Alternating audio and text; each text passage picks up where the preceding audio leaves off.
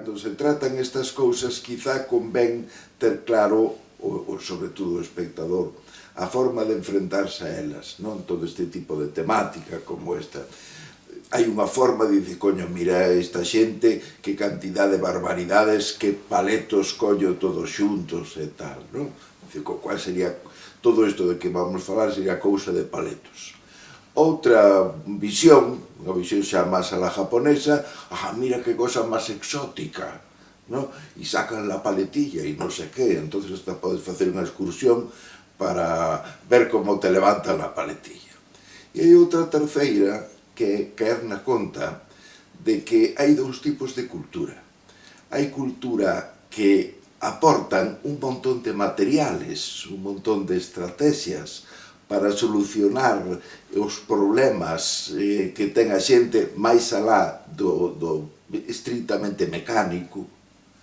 E hai outras culturas, normalmente estas culturas que van a toda velocidade, estas culturas quentes, non? Que te deixan a ti xa hace camino al andar e allá te las den todas.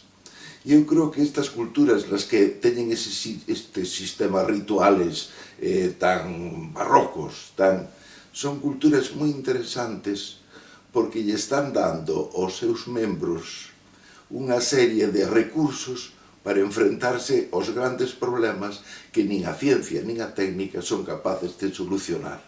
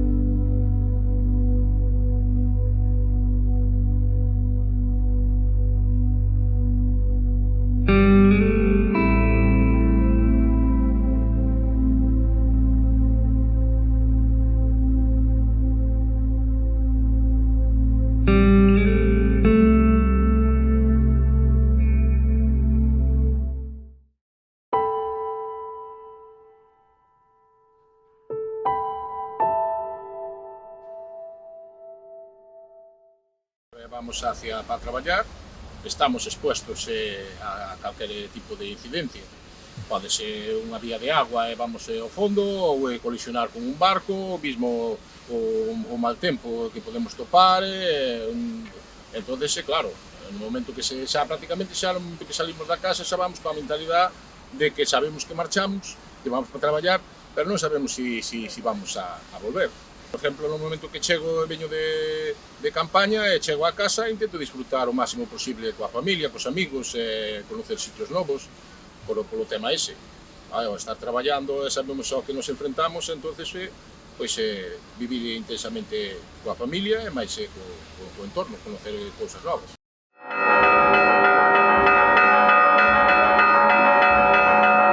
Os terrores, os medos, agochandos non se solucionan, non? Sabes, o conto, solo si te enfrentas a eles. E a mellor forma de enfrentarse a eles, unha das formas, non é única, é teatralizalos. Por exemplo, as choronas, non? Na costa era moi... en Cava, iso sigue dicindo ahora vai chorar a Cangas, non? Pois as choronas era unha forma que é moi complexo o problema da chorona, pero está nos dicindo como debemos comportarnos e está como facía o teatro, que isto facían os gregos, xa o levaban facendo, non era un motor para expulsar as tensións propias dos espectadores a través das tensións que se realizan na obra. E, polo tanto, as culturas de mar, por exemplo, eu que cando estaba traballando isto, o primeiro que me atopei é que teño unha cantidad de recursos para isto bastante superiores aos da terra, que teñen tamén moitos. Por qué? Porque é obvio que a vida no mar é moitísimo máis peligrosa. Cada vez que subes un barco estás poñendo en xogo, se é no inverno, estás poñendo en xogo a tua vida, non? E entonces esa sociedade tamén se dota, por decir así, dun pack de antibióticos frente a eso, non? unhas veces é o teatro, outras veces mil cousas máis.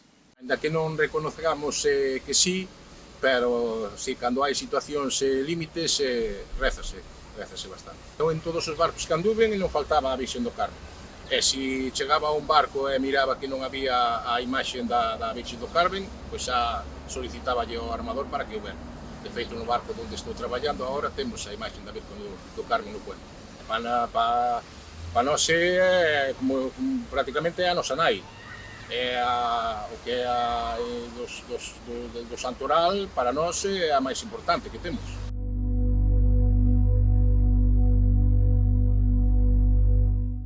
Onde cando nos imos hasta morrer temos unha veliña, tanto o día de nacer como o día de marchar. Cando nos toca, non hai volta que dar. Por moitos, como se digo, abogados, ou eu que sei, cartos, ou o que sei, eso non hai volta que dar. Iso xa está feito e escrito e non hai máis que facer. Unha das cousas que hoxe en día nos pode sorprender máis é esa frecuencia, esa intensidade, non? De comercio entre o mundo dos mortos e o mundo dos vivos que había antano. Entón, hoxe en día falamos con calquera veterano ou calquera veterana e nos poden contar a súa propia experiencia dese contacto co alén a través de imaxes, de luces, de sons, de cheiros, de contacto físico, empurróns, lavazadas, golpes. E entón vemos que daquela a noite estaba moi poboada e era moi propensa ao contacto do extraordinario, non? Que non quita que tamén incluso a plena luz do día en algún lugar público tamén pudese aparecer o extra cotidiano. O meu home marchou arriba todo inteiro e chegou arriba, mirou o faio, acendeu as luces, mirou o faio e dixo, non caiu nada. Pero meteuse na cama e dixo, mira, durme. E ao mesmo momento, pois, que che quero dicir eu tamén veu-me algo a cabeza así, pero ele non me dixo nada. Pero ás 6 da mañá, fui cando caiu o defunto de Álvaro como lle chama, nas plataformas, e como ele estaba nunha grúa, desplomouse e se foi o golpe. E ás 9 da mañá xa sabíamos todo, porque estaba lá Genaro daquela, estaba Genaro lá tamén a traballar. E foi cando xa se supo todo e iso foi a señal. Esa sí que me quedoume moi grabada. Iso quedoume moi grabado. E depois tamén cando foi dunha tía miña tamén sentimos así un golpe, bueno, xa estaba maliña, sentimos un golpe, pero eu ainda me falara ás 8 da mañá ou así no inverno que a noite, ainda me falara, pero ás 9 xa morreu, fíjate ti. E tamén un golpe así a despedida ti.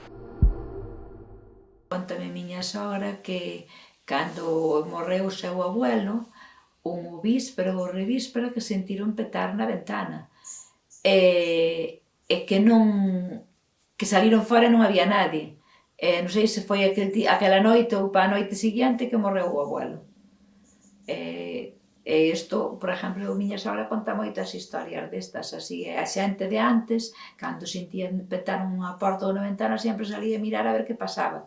E se non xa dicían, algo vai pasar. Contaban que miraban sombras, eu anduve con un compañeiro xa cando eu empecé ao pouco de empezar, había un compañeiro que xa era veterano, e decía que, bueno, que miraba como se foran sombras, de vez en cando miraba sombras, outras veces miraba como efectivamente, uns puntos de luz, intermitentes no horizonte, e eso é o que dicía o compañeiro. Os espíritus aparecías en forma de luces. Antes, cando vías unha luz, deberías sempre de ver que esa luz tiña así algo raro, que vías que era grande, ou que era un color diferente, ou que tal. E miña nai dicía, non a persigas, deixa estar, porque iso quere dicir que vai morrer unha persoa. Nunha ocasión percibí un olor a clavelina e a clavel entre seco, entre verde, ese olor que se cheira nos camposantos cando vas. E si a morrer unha persoa coñecida, e si morreu, daquela, que foi nun tránsito que eu cheiraba e nadie cheiraba aquilo, pero ocurriu. Dende hai moitos anos teño distintos tipos de avisos cando morre a xente, non? Cando morre alguén, incluso un veciño, ou noto que alguén vai morrer, ou... Pois, por exemplo, hai como un cheiro especial. Eu cheguei a traballar como auxiliar de enfermería, non o soportaba. De feito, dediqueime aos nenos, que é a miña paixón, pero mentras traballaba había xente maior maliña. Eu entraba naquel cuarto e eu sabía que aquela persoa non pasaba do día seguinte, porque había algo naquel cuarto, unha espesura, un cheiro distinto, algo que eu sabía que chegaba a casa e decía mañán non está, e non estaba. Eu o que vivín, haberá sobre uns 20 anos ou así, había unha tía do meu marido que estaba preparando a festa. E o revíspero da festa, ou así uns días antes, dixo: este ano vou ter unha festa que nunca tuve tanta xente como este ano. E resulta que o víspera estaban poñendo a mesa, e a nai a min contoumo, a nai dela, ela tiña 50 e pico de anos, e a nai era xa unha señora maior, e dixo: a min neste comedor moito me cheira a cera. A min cheirame tanto a cera, e bueno, dixo a filla, bueno, esa é unha tontería, porque vai cheirar a cera, que aquí non hai vela ninguna encendida. Eles marcharon a facer compras a un pueblo, e tuveron un accidente e morreron, bueno, ela falleceu no camiño. E nunca tanta xente tuvo no comedor como aquela. Se choran moitas campanas e depende de onde veña o aire, que morre a xente dunha parte da parroquia ou da outra. Iso, a xente maior din: ai, síntese moita campana e mira como choran as campanas, vaiche morrer alguén, ou se apaga unha vela cando hai un difunto na iglesia, ou se apaga unha vela, depende da zona onde se apague, din que vai haber un difunto na parroquia. E normalmente pasa, Os cans, sabes, que o vean, síntese o páxaro da morte tamén, e se ve tamén de noite. A minha abuela, por exemplo, dice cando tiña abellóns arredor dela. Se cando ten uns abellóns a miña, é señal de que vai haber algo, e vai haber algo malo, unha morte ou así. Outras cousas máis, pois non che podo dicir, a veces a mellor sintes, ou cheira xa, como se chama, a cera das velas. Eu como teño o olfato fastidiado, según me dicen todos, cheirame cousas que non me cheira ninguén, e si tamén me ten cheira das velas. Teño escoitado falar incluso dos corvos, que dependendo de cando, de feito non me gustan moito, ao mellor é por eso, porque os asocias. Sí que teño escoitado falar de que cando os corvos están cerca é porque algo vai a pasar. Non quere dicir que sea unha morte, pero algo, enténdese, malo vai a pasar. Ou cando se movían de determinada maneira, eso sí que teño escoitado. Nós aquí, na zona de Bergantiños, sobre todo pola zona da costa, o que é de Razo, dende a Laracha, Razo, Malpica, toda a zona de costa, sobre todo. A xente di que escoita como un paxaro, que lle chaman a ave morraz, escoitan como unha especie de paxaro, uns ruídos extraños, como se fora unha especie de corvo ou algo así, non? Uns ruídos bastante fortes, e din que cando escoitan a ave morraz, chamanlle así, é cando se supón que vai morrer alguén, sobre todo uns 3 días antes, ou nese mesmo día, que tamén suele pasar, pero uns 3 días antes que vai morrer alguén.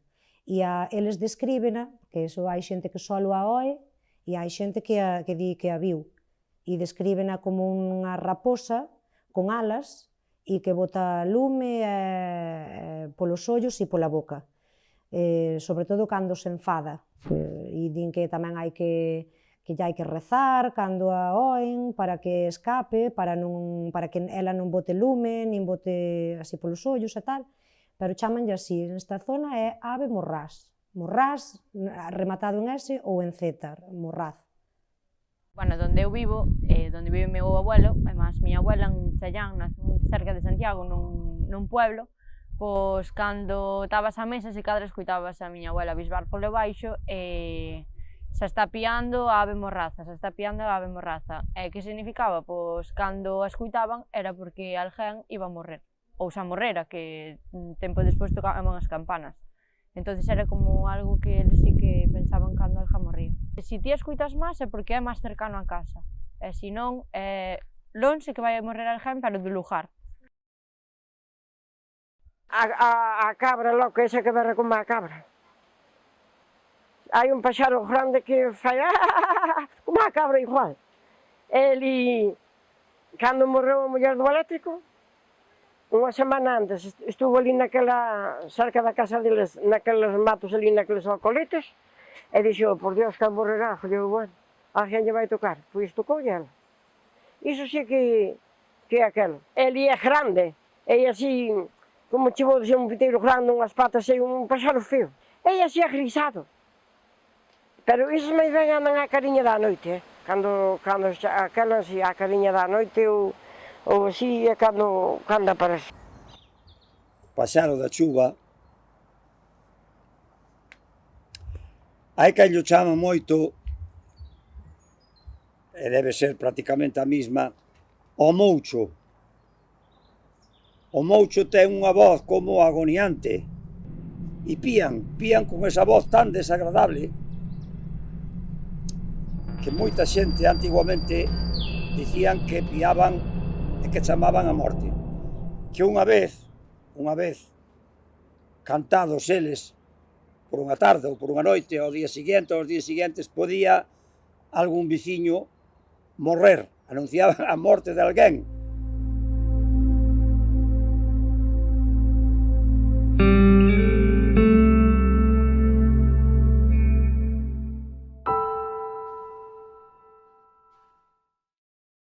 Cando chega a hora da morte, o gran problema é que facemos co corpo desta persona.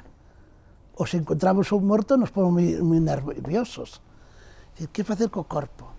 Porque algúns dicen, é moi fácil pensar que a alma se marcha, pero este corpo tamén é valioso. Por eso o lavamos, o limpiamos e o preparamos. E o enterramos. Antes que iban veciños tamén co cura, máis co San Cristán, cos monaguillos e todo, e que iba algunha xente da parroquia tamén rezar. Vestían ao difunto, os veciños normalmente, os familiares, normalmente os fillos ou por aí era raro, máis ben eran os familiares máis lexos ou os veciños. Preparábano, taponábano, toda a historia, iso xa de vello. O que pasa é que agora fanlle outras cousas que nos tanatorios e por aí que antes non se lle facían nas casas.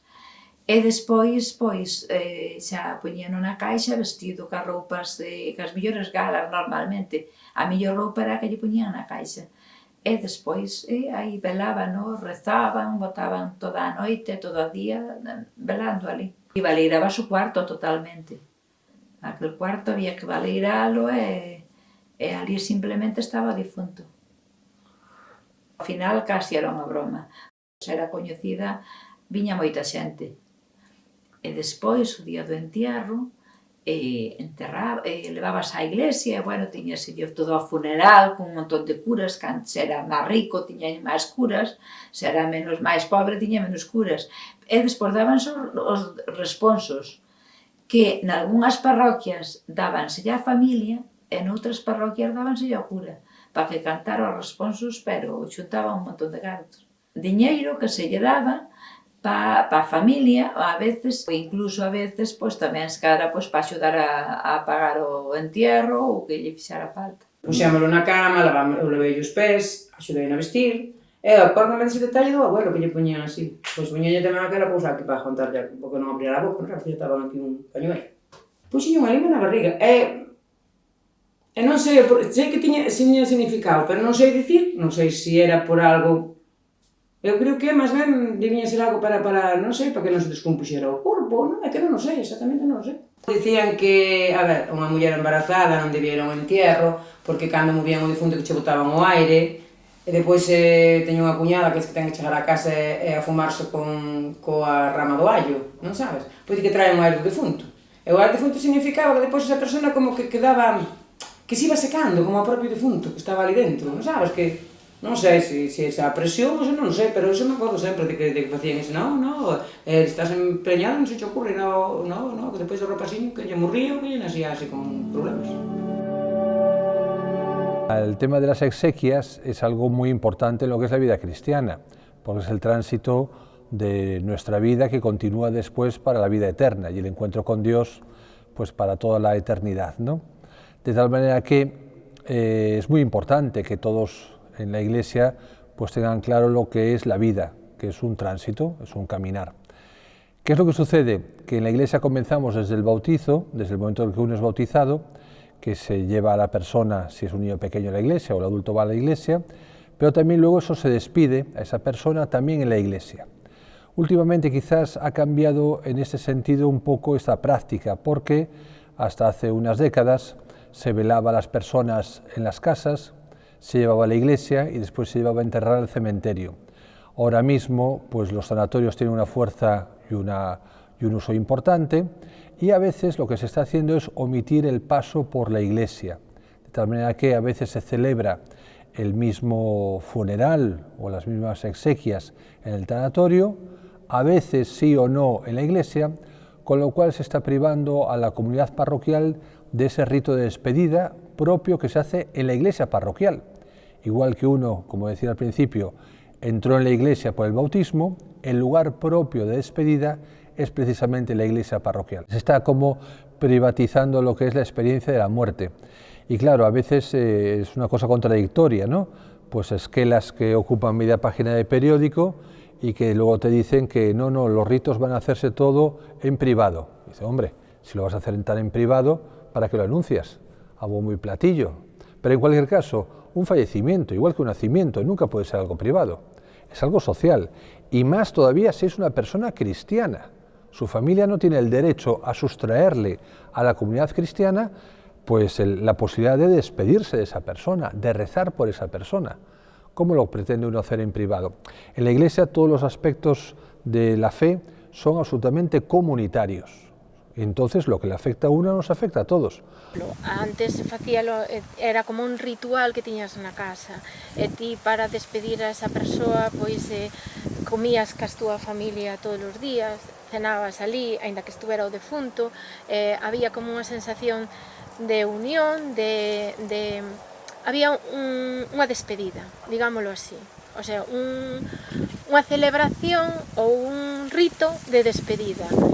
E hoxe non hai, porque hoxe vas a un tanatorio, meten o féretro ali nun cuarto, aislado, e os familiares do outro lado. O sea, non hai esa celebración digamos, de despedida, que chamas de celebración, pois non queda ben, pero non hai ese rito de despedida. E non tes, digamos, esa sensación de que te estás despedindo, porque hai como unha barrera, aínda que sea un cristal, entre ti e esa persoa. O sea, de repente, xa hai algo físico xa entre ti e máis esa persoa, aínda que este ali físicamente. Entón, eu creo que non se fai pois como esa despedida que che permite pois liberarte ti e máis liberar a persoa que se vai. Está más reglamentado para empezar porque hay que inscribir el fallecimiento en un registro civil y hay que poner una causa de la muerte, que la tiene que rubricar un médico, bien sea médico asistencial en los casos de muerte natural, bien sea pues un forense tras una autopsia, ¿no? Pero no se puede dejar una muerte sin determinar sus causas, no se puede inscribir. Entonces, efectivamente, eso supone que hay mayor intervencionismo, bien sea de los servicios sanitarios, bien sea de la Administración de Justicia. Pero bueno, también eso supone ciertas garantías, ¿no?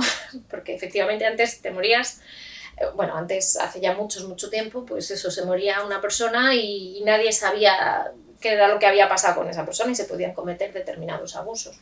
Sí que es cierto que eso facilita el duelo a la familia cuando las circunstancias son normales, pero claro, pueden pasar desapercibidas muchas cosas que hoy en día no se podrían permitir. Imagínate cando vas a un tanatorio. Os que están ali, ti xa non sabes cando leves 5 minutos e deixes o pésame, xa non sabes onde poñer as mans, xa non sabes para onde ir. Por que? Porque falta ritual. E iso non é con ser crente ou deixar de serlo. Dicir, o mundo civil ten que aprender que ten que construir rituales todos os laicos que queiras, se é que o queres facer así. Pero ten que construir rituales porque os rituales contribuyen á saúde mental.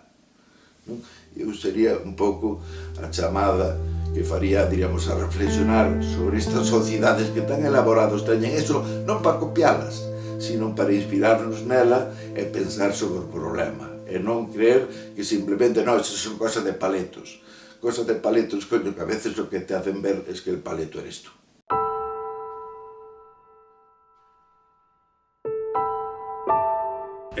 En Vilaboa do Morrazo, en concreto nunha das parroquias, manteñen ainda a crenza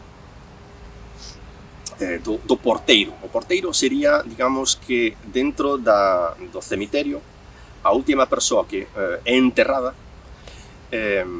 ese defunto queda como porteiro dos demais defuntos, non? E queda como porteiro ata que o sustitúe o seguinte defunto na parroquia. A cuestión é que comentan que normalmente a xente boa, que durante a súa vida foi boa, en moi pouco tempo a sustitúe. Entón, digamos que cando van a enterrar a alguén que se sabe que foi unha persoa boa, sábese que enseguida alguén vai a sustituir a esa persoa como persoa de porteira. De feito, é malo, din que para ese defunto é malo estar moito tempo de porteiro. Contaban un relato que dicía que en Ons había un boi, o touro negro, que viña a terra firme a Bueu, para levar as almas dos mortos a ella. Ese suceso de vir o touro levarse a alma do morto ata illa ten que producirse nun momento concreto, cando a marea comeza a devalar. É nese momento que comeza a devalar a marea, o que están agonizando os moribundos exhalan o último alento, e ven o touro, e lévase a súa alma a illa de Ons. Eu pregunteime moitas veces como serán eses personaxes que veñen do alén, que se transportan pa aquí e que de repente aparecen diante de nós. Por exemplo, en algunhas tradicións europeas, por exemplo, na tradición de Bretaña, está o Ancú. O Ancú non é un morto, como moitas veces se di, non. É un personaxe, nin vivo nin morto, que pertenece ao alén, pero que ven o aquén, ven hasta aquí, a recoller xente, non? A recoller mortos que poden ser mortos propiamente porque morreron ou poden ser aqueles que cometeron algunha falta, non?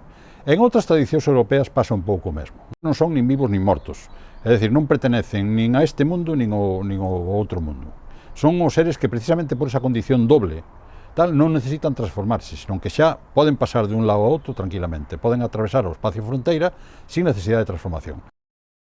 As lavandeiras da noite son seres parecidos ao Ancú que veñen a este mundo a recoller xente para leválo ao outro. Cando a pouco de xa sabíamos que a miña avoa non iba a durar demasiado, todas as noites, se me despertaba pola noite, había un señor sentado no sofá mirando hacia a habitación da miña avoa.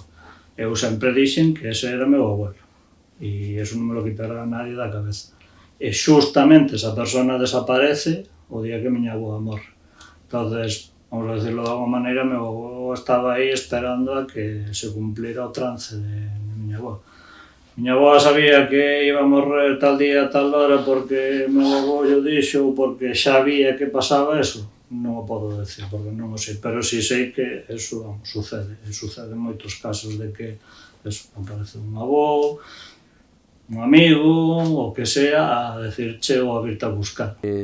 Sientes como que tu familiar te está acompañando o que algún otro que había fallecido, pues que también está cerca de ti y que vas al encuentro de ese esposo o de ese hijo que había fallecido hace años y que notas como que te está esperando. Entonces la persona también lo vive como con mucha paz y como una cierta alegría. Cando nos imos, non nos imos sós, están esperando por un.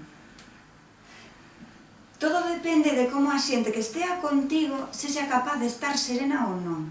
Eu se estou contigo e estou morrendo e vexo que estás chorando, que estás angustiado e que non me quero ir, estásme forzando a estar eu intranquila. Deberíase de ver a morte como algo tranquilo e acompañar a esa persoa que está nese trance que é complicado de ver que se van e comprender que se van a ir, porque é raro, síntese indiferente, debería de dárselo, porque ao outro lado, si sempre hai xente esperando. Os guías de cada persoa están aí. Sempre.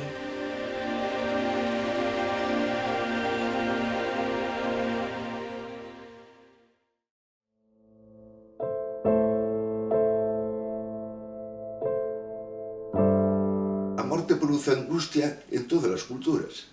Non conocemos ninguna que reciba a morte a propia e a do home, a propia e a dos amigos, a do tal, con normalidade.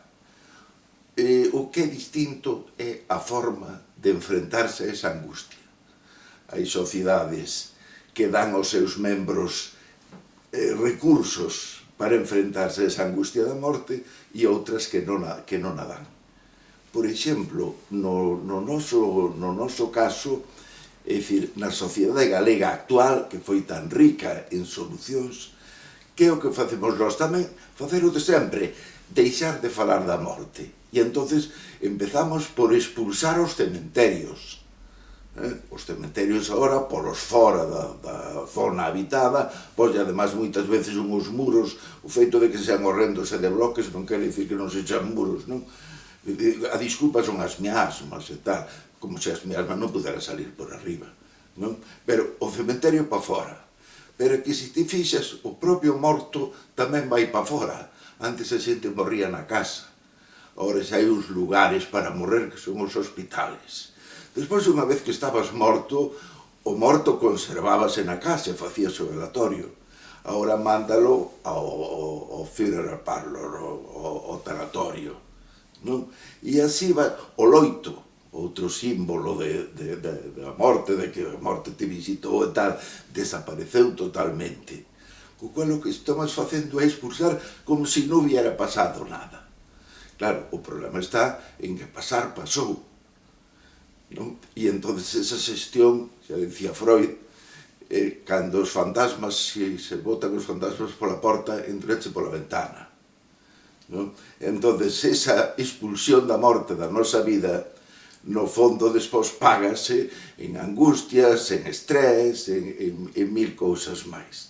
Por iso é tan interesante ver que solucións daban as vellas sociedades, as chamadas vellas sociedades, sociedades paletas, sociedades retrógradas, sociedades non sei que, porque a veces son máis interesantes que as solucións modernas que somos capaces de dar hoxe a esa propia angustia. Desde mi punto de vista, lo que no puede ocultar la fe es el dolor. Si es una persona afectivamente bien estructurada y sus relaciones sociales están bien y es una persona mínimamente empática, cuando fallece alguien de tu entorno, lo normal es que te duela, tengas o no tengas fe. Lo normal incluso es que te enfades. Aunque los médicos se hayan hecho todos, pues ¿cómo no te vas a enfadar? Hay gente que se enfada consigo mismo, y si lo hubiera llevado antes al médico. Hay gente que se enfada con Dios, pero es que es lógico, porque en ese momento de crisis, pues los sentimientos pues están totalmente, bueno, pues muy a flor de piel, ¿no? Por eso, en ese sentido, es muy importante distinguir lo que es el dolor de la separación. Pues esa persona ya no va a estar, su habitación va a estar vacía, ya no puedo llamarle por teléfono como hacía antes todas las noches. Pero junto a eso existe la visión de la fe, y es pensar que es cierto que Dios quiere para esta persona la salvación, pero que Dios va a estar a mi lado durante el duelo. La presencia del médico forense ya artefacta el duelo natural, porque ya supone además que va a haber una autopsia, lo cual nunca es agradable para las familias, aunque sepan lo que es y aunque luego acepten y lo entiendan. Para nadie es agradable pensar que van a manipular el cuerpo de su familiar. Eso para empezar. pero es que además la mayoría de nuestras intervenciones son en casos de muertes traumáticas, bien sean por accidente, por un suicidio, bueno, y ya si es por un homicidio, pues todavía peor, ¿no? Pero son muertes que no son esperadas, que suelen tener un origen que ya es traumático en el sentido de que generan trauma en la familia. Muchas veces son gente muy joven, como ocurre en los accidentes de tráfico, o en algunos suicidios, o en algún accidente laboral. Y entonces ya de por sí ya es un duelo, digamos, más complicado, en el sentido de que la familia no está preparada para la pérdida de su familiar, y además hay una intervención de un juzgado, hay unas implicaciones legales, y para colmo la práctica de una autopsia, que bueno, en ninguna cultura es que sea precisamente aplaudida, pero bueno, hay culturas que directamente la prohíben. La ortodoxia de determinadas culturas y religiones la prohíben. Aquí, que principalmente es la cristiana, bueno, no es que esté prohibida, pero sí que resulta muy desagradable.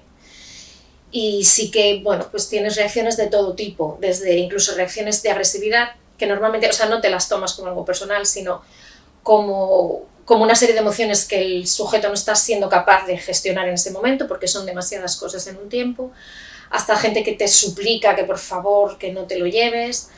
Otras personas pues simplemente se conforman con que les dejes, aunque sea allí en el lugar de levantamiento, poder acercarse. Eso es muy frecuente en las madres.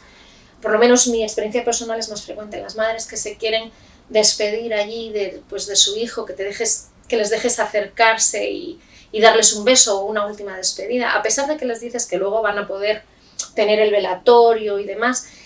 Hay muchas personas que necesitan in situ para comenzar ese duelo, tocar, palpar y ver para poder tomar conciencia de que la muerte ha tenido lugar. Procuramos respetarlo, pero no siempre es fácil. Hai que esperar un tempo a ver se aparece o corpo. Claro, ao ser en alta mar, pois é moi difícil, non, que aparezca. Se non aparece aos poucos días, prácticamente despois é imposible recuperar o corpo. Entonces, bueno, pois hai un tempo de espera a ver se aparece ou non aparece, e despois, bueno, pois faise unha misa en recordo do difunto. Pero claro, o corpo, non estar o corpo, non tes un sitio como pode ser a xente que está aquí en terra, que ten un cadáver que se enterra, non tes un sitio onde ir a facer un rezo ou a intentar a recordalo, non? De alguna maneira.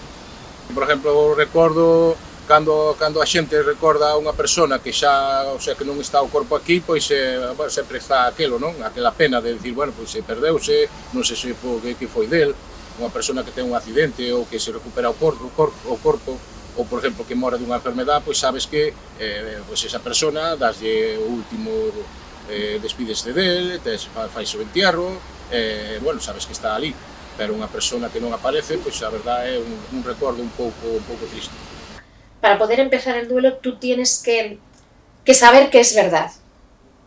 Es decir, necesitas, bueno, como Santo Tomás, meter el dedo en la llaga. Tú necesitas tocar a tu familiar y ver a tu familiar y comprobar que está muerto, porque es que si no, tu psique no procesa la realidad de esa muerte. Tú tienes que aceptar el hecho de que está muerto y a partir de ahí procesar el duelo.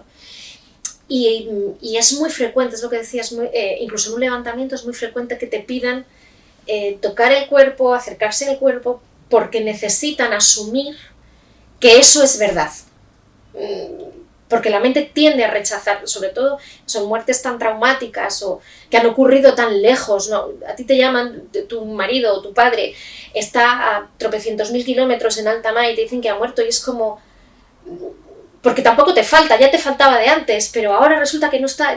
Necesitas tocar y palpar la muerte para poder empezar a asumir que realmente es así y que tu familiar no va a volver. No es que sea yo hice viaje, es que no va a volver porque ya no está en este mundo. Hai moita xente que despois tampouco sobreleva por eso, porque non se chorou, eu creo que é importante chorar cando fai falta, eu creo que é importante saber que nos temos que ir e non vivir un pouco alleos, e despois cando chega, claro, costa máis. Las personas que han tenido una conciencia recta, que han estado abiertos a Dios y al prójimo, que han sido personas honestas, que han sido personas realmente buenas, pues realmente no le tienen miedo a la muerte, porque no le tienen miedo a... Otra cosa distinta es el miedo al dolor. El miedo pues a que a lo mejor una enfermedad se pueda complicar. Y eso, claro, es lógico, nadie quiere sufrir de esa manera, ¿no? Las personas que quedan, las familias, pues mira, lo mismo, pues hay de todo, hay de todo. Hay personas que en un momento determinado, cuando la enfermedad se va prolongando, en su oración, si son personas de fe, pues casi a veces le piden a Dios, Dios mío, que este familiar, que esta persona, que no sufra más, que pueda fallecer en paz.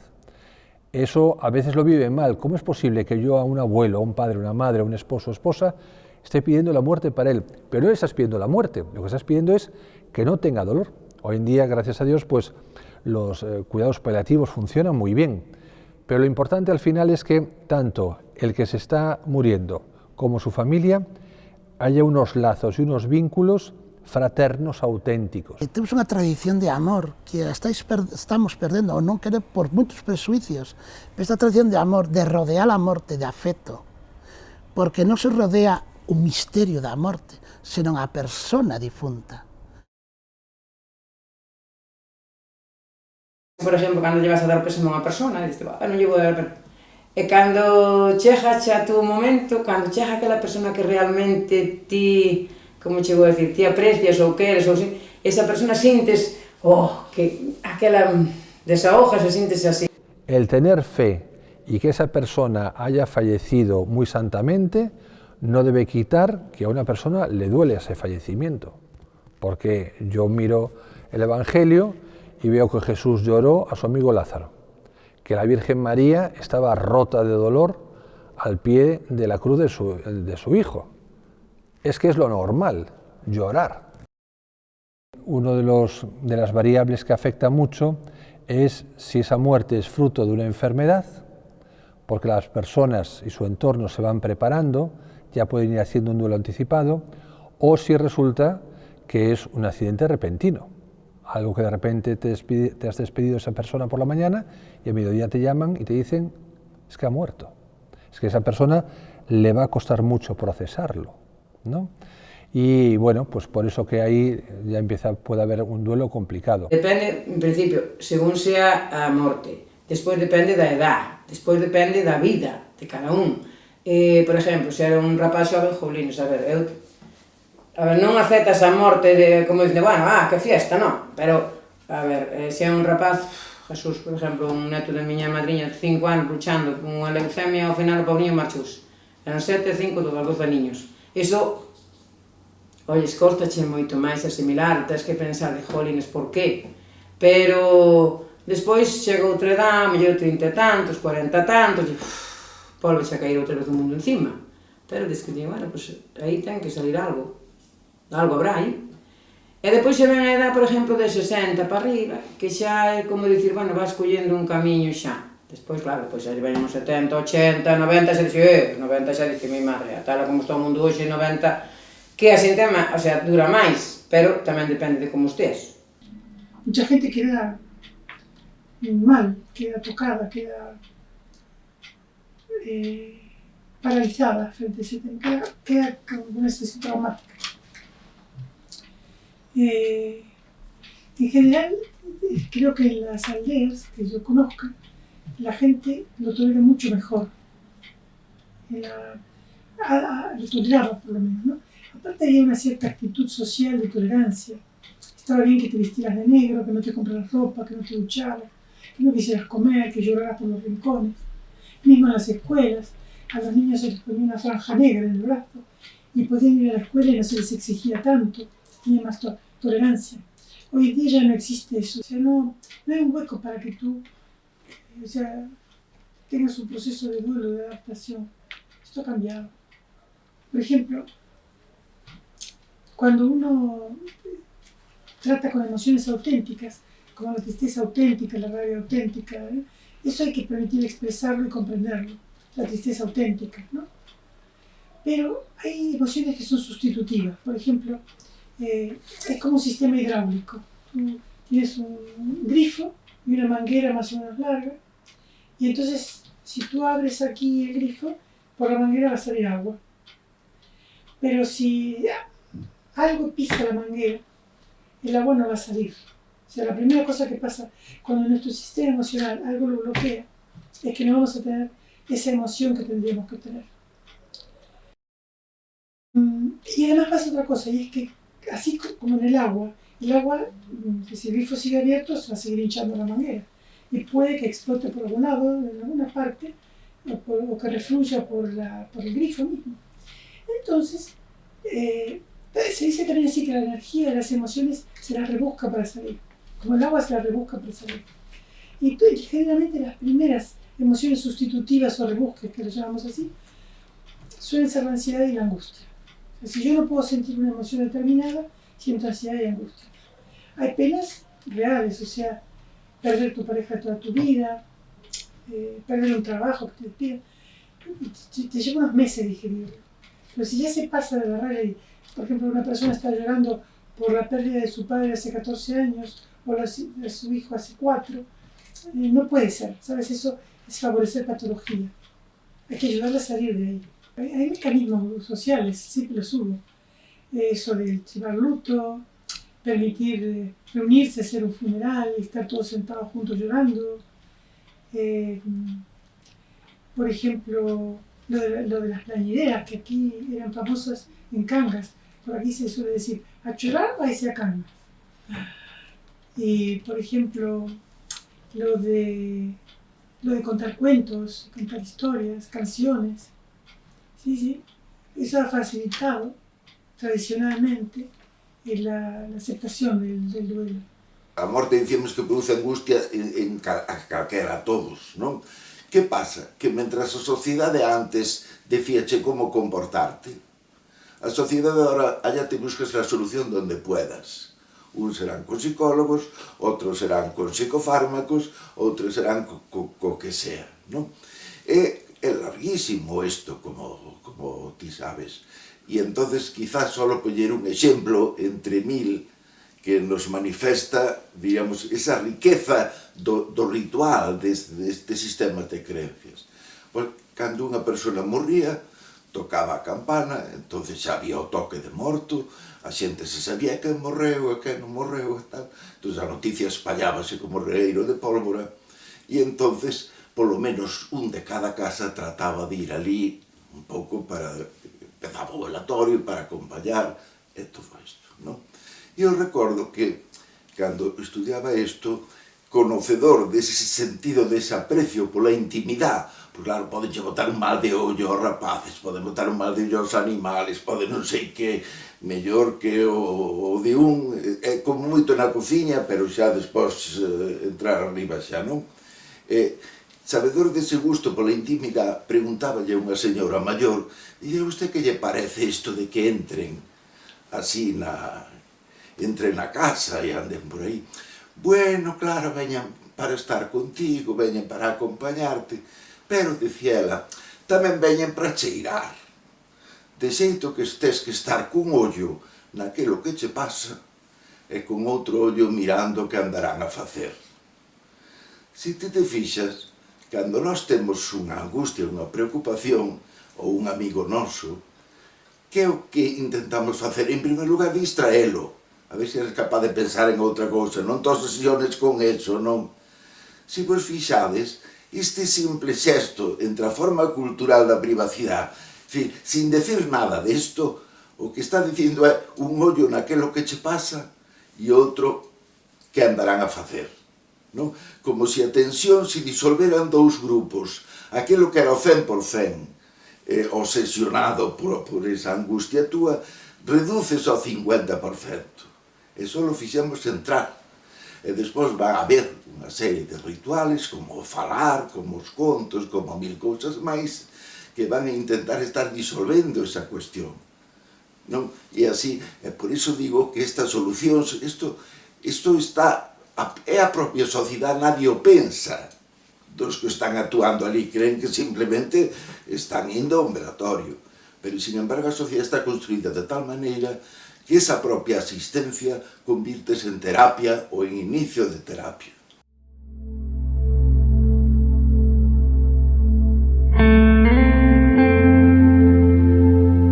Ese paso do máis alá, as respostas son moitas, as expresións son moitas. En algunos ven así, en cultura mexicana, pues que van a comer enriba da sepultura, esperando que están ali. Bueno, pues é unha expresión de que a morte non é o final, non se morre de todo. Cando se morre de todo? Pois cando é olvidado un. A veces, depende como vexas un pouco, eu fun criada en que hai algo despois da morte, eu sei que, para min hai un ser superior que nos domina, que sea Dios, que sea... Iso xa é moi relativo, pero que hai algo que move o universo, que non estamos solos, sí. Eu penso que hai algo máis que ten que haber. O que pasa é que, claro, non como nos lo fixeron querer de pequenos, tampouco así. Eu creo que xa tes máis visións da vida diferentes, pero algo sí que creo que hai. Eu creo que despois desto hai algo. A ver, non é como agora, non podemos vivir así, pero, ou polo menos eu creo, firmemente que alá están os que marcharon daqui, que os vamos ver, que vamos estar con eles, e que, a ver, alá, pois, habrá unha persona que nos ten que xulgar, claro, lógicamente. A ver, xulgar, de que maneira? Bueno, non sei, pero normalmente se ti procuras neste mundo facer, non é que seas unha santa, que santos con tripas non hai, que seas unha persona máis ou menos que te aqueles coa xente, home, poderás ter, como todos temos faltas, que non hai que non teña faltas, pero, oyes, el decidirá onde poñamos o nombre, non? Inferno ou gloria, non me importa, ni inferno ni gloria, estemos aí onde estemos, flotando, que sei, eu digo, a mellor, un día sales nunha planta, ou nun can, ou nun páxaro, volverá á vida. Eu creo que sí, eu creo que vou a estar con eles. A miña cousa é que vou a estar con eles, eles están mal esperando. Eu chegarei a donde eles, cando chegue, claro, cando me mande quen ten que mandar. Eu creo que aquí, e eso está ainda bastante por traballar, pues sempre se di, no, porque claro, a cultura tradicional galega inspírase no catolicismo, é obvio. Pero eu creo que ademais desa obvia plano de cebola, por decir así, do catolicismo, hai outro plano que ven por outras vías. Eu non sei se de antiguas creencias, do que sexa, pero vamos, que non casan co catolicismo. Vou poñer un exemplo, é dicir, moi dominante, é iso, é dicir, a xente no outro mundo, uns van para o ceo, outros van para o purgatorio, outros van para o inferno, non? E isto tamén é obvio que sigue vixente. Pero ti pensa noutra cousa. Cando nós pensamos, por exemplo, nun magosto, e cando asas as castañas, sempre as tiniscas, para que despois, cando as pos no lume, non estouren. Pero as castañas do magosto hai que deixar polo menos algunhas sin teniscar, sin darlle ese cortiño, co cual, claro, van estupar. E entonces, cando preguntaban, bueno, fais así, xa sabes o que pasa. Sempre se fixo así, non sei que.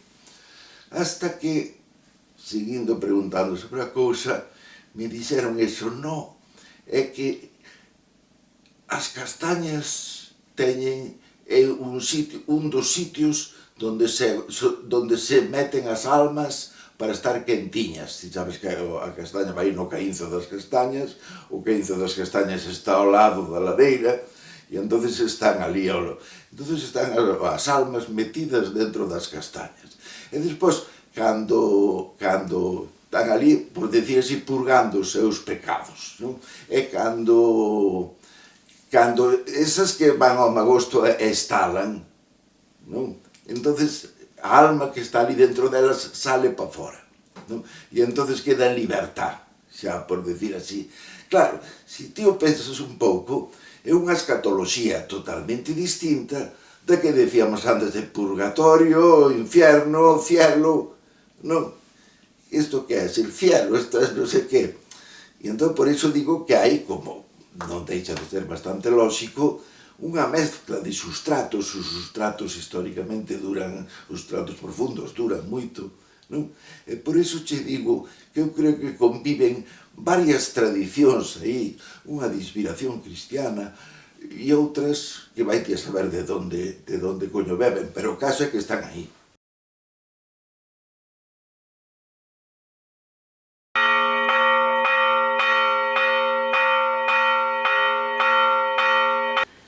un santuario antigo, previo ao cristianismo, non é edificación, a edificación é do século XV, está moi transformada, pero isto está levantado nun sitio moi emblemático, sobre todo no mundo dos habitantes dos castros, nesa cultura chamada celta, en que era un enclave de paso, un paso hacia o máis alá. Estamos postos nunha situación límite, estamos xunto ao Atlántico, vedes que é un paisaxe fantástico, moita xente ven a admiralo, a velo, pero os nosos antepasados na antigüedade, e hasta non fai moito tempo, viñan a ter aquí unha experiencia límite. Hai incluso, se fala por parte de algún estudioso, de uns ritos iniciáticos de paso da morte á vida, de vida á morte. Isto sería o equivalente ás cuevas de Plutón mediterráneas, é dicir, un paso hacia o máis alá, hacia o mundo dos infernos, do outro mundo. E San Andrés de Teixido, pois, facía esa función, é dicir, o lugar de paso hacia a barca, que é un peñasco, que aí abaixo, un peñasco en forma de barca invertida, non se ve cos eucaliptos, pero vese desde o lado de arriba, moi ben.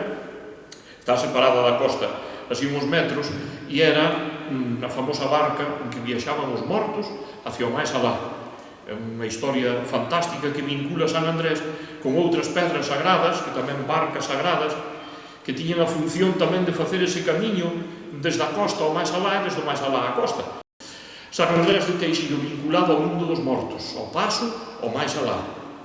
Hai unha anécdota moi curiosa que se pode vincular con San Andrés de Teixido, que a xente que léstedes a Odisea, que é un dos monumentos, digamos que literarios universales, fala de cando Ulises Odiseo volve a Itaca de regreso da guerra de Troia, matou os pretendientes de Penélope, que estaban dando a lata á muller ali, que se querían casar todos con ela, e dice literalmente que as almas daqueles homes fixeron o tragueto do sol hasta o ocaso era esa franxa de mar entre Finisterre e Cabo Ortegal, e dice que ao chegar ao ocaso montaron na barca e fixeron o último viaxe hasta a Isla dos Mortos. E eu creo que perfectamente pode ser San Andrés, porque hai a tradición desta barca que levaba as almas, e hai tamén a tradición da Vía Láctea, que antes de aparecer o Corpo Santo de Santiago de Compostela, no século IX, esa vía, ese camiño celestial, era o camiño que guiaba as almas hacia o máis alá, hacia San Andrés. En San Andrés montaban e facían ese último viaxe. Pois o que este é un sitio moi vinculado á morte xa desde a prehistoria. Además que este é o santuario noso dos galegos, igual que a Santiago está máis proyectado á peregrinación de fora, todos os gallegos peregrinamos a San Andrés de Teixido, ou polo que non sei, pero ainda estamos con esa cousa de que vai de morto que non foi de vivo, que non é unha burrada ni unha toleada, como ben vedes. É dicir, é algo que nos está dando información dunha época, a través da literatura popular, na que non hai nin arqueoloxía, nin documentación, por supuesto. Na Edad Media, que pasou? Digamos que se dá unha volta máis á cristianización, porque claro, é moi difícil cristianizar un sitio donde hai un culto tan arraigado, con unhas características moi peculiares. É cando se empeza a falar das almas dos mortos que veñen, digamos que nos bichiños que veñen polo camiño abaixo, unha largatixa, unha cobra, unha rá, un sapo, que non se poden matar, porque poden ser as portadoras dunha alma que ven hasta aquí para cumprir, para poder chegar a San Andrés e verse libre así xa da promesa que fixo. Un dato moi curioso, fixaos, eu estuve aquí colaborando no santuario no ano 2003 e 2004, e pasou un caso moi curioso que non nos queda, en fin, veu unha xente de Pontevedra, un matrimonio, e traían unha caixinha unhas zapatillas dunha vella, e viñeron unhas traer, eu estaba aquí e dixeron, no padre, queremos deixar aquí isto, dixeron, o que traedes aí? Son unhas zapatillas. As zapatillas, ainda as levas para Cáritas, ainda valen para o pobre, ou para quen lle fai falta, xa que fai con eles, dixeron, fai o que queira. Eran de miña mãe para descanse, que morreu sin poder cumplir a promesa de vir a San Andrés de Teixido. E a miña muller e eu duramos botando contas, e dixo, xa que non puido vir ela, vamos de levar un paxel dela, para que siquiera, se non chegou ela, que chega un paxel que puxo ela. E dixo, pois, levai ali embaixo, poñede ali ao pé do reo, porque senón aquí de vez en cando, senón xuntas aí moita cousa, tiranse as cousas ou queimanse. Pero é que deu unha ternura especial, dixo, olha, vai a detalle, fixaivos o que é o ser humano, o que somos. Estamos no siglo XXI, estamos aínda facendo rituales neolíticos, tú. É dicir, tras a alma dunha persona vinculada a un paxel desa persona, a mí eso incluso me emocionou, vinculado a un paxel, atrás ese paxeliño, e deixalo aquí, para que esa almiña vole a facer ese viaxe, que xa naida o mellor se acorda dese viaxe, pero levámoslo na masa da sangre, tú. Indán que non o teñamos aquí, levámoslo aquí. E aquelas tapetilliñas estuveron moito tempo ali á beira do rego. Eu, as veces que fun rezaba un Padre Nuestro pola alma daquela vella, que non conocía, hasta que veu o inverno e levou as zapatillas polo rego abaixo, para o océano Atlántico. Se eu, pois, de algún xeito, vola a almiña para outro mundo. Son cousas moi bonitas que só se viven en San Andrés de Teixido.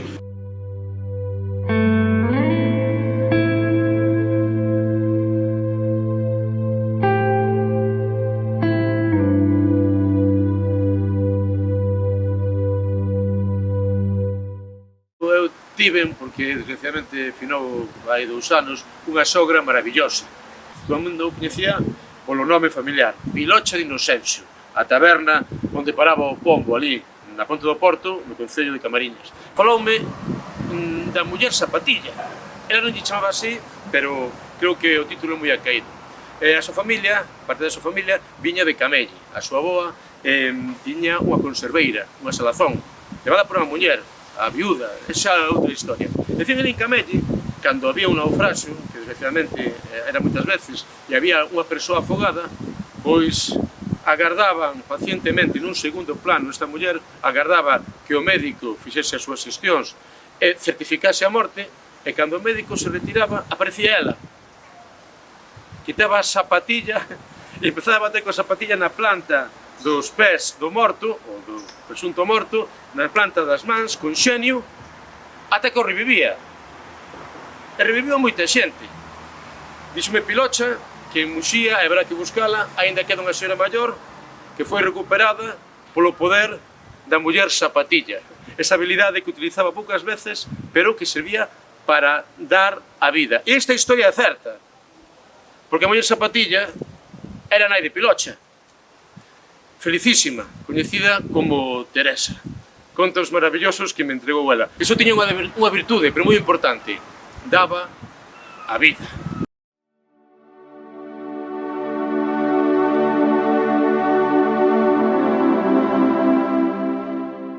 Eu non as chamo. Son unha persoa normal, que vive normal, non as chamo, pero si venen.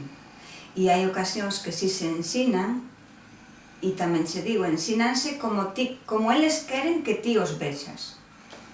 Porque unha ánima non se che vai a presentar con corpo físico porque non o ten. E entón, son capaces de moldearse a como eles queren que ti os vexas. Podo ver unha masa tan grande como do chan ao teito, oscura, sin máis, podo ver unha cara. E ocorrime unha vez que montei no coche, no meu coche no garaxe, estaba a oscuras, porque vou a oscuras, e cando se abren os retrovisores, eu vexo polo retrovisor unha cara blanca. E claro, veñen, algunhas veces veñen e solamente ensinan, non che falan. E outras veces veñen e queren falar, necesitan falar. Pode vir para decirche, mira, necesito isto, ou pasa isto, o que sea, tamén poucos casos na miña experiencia, pero algún sí que de vir a decirche algo de, pois, non vayas por aí, non sigas esa, pois, o que sei, ese sendero no teu traballo, na túa vida en parexa, o que sea, porque non vai ir a ningún lado. Eu tamén pois ese anhelo, esa nostalgia de marchei, pero non deixei enfilado, pois normalmente o fillo máis descarriado, ou a persona máis descarriada nunha familia, ou a persona que ti consideras, porque tens un nexo moi cercano, e consideras que, aunque xa cumplistes todo, fixastes todo, pero eso ainda queda aí, entonces, pois si é unha maneira o que fai que veñan hacia a darche algunha solución. Contou porque a min pasoume. Era unha moza, estaba en Redondela estudiando nun instituto, entonces viña xa ao atardecer noitiña, e viña o autobús solo hasta Fornelos, de Fornelos pa aquí son casi 3 kilómetros, tiña que vir andando. Pero como era así nun período de tempo que ao mellor dábame tempo a chegar antes de que se fixera noite de todo, e eu vinme porque houbera folga e non avisara a meu pai, non había teléfono para avisarlo, para dicirlle, mira, vaime buscar a Fornelos. Entón, collín e dixen, bueno, pois eu métome por aí arriba. E viña eu cargada cos meus libros e a miña bolsiña. E viña con medo, a verdad, viña con medo. Entón, cando xa pasei polo cementerio, que era o sitio que máis medo me daba, pasei pola... Despois, unha vez que cheguei ás casas, eu xa me aliviei, porque vin casi correndo, para non chegar moito de noite. Entón xa me aliviei, ahora xa estou nas casas, entón xa vin máis descansada.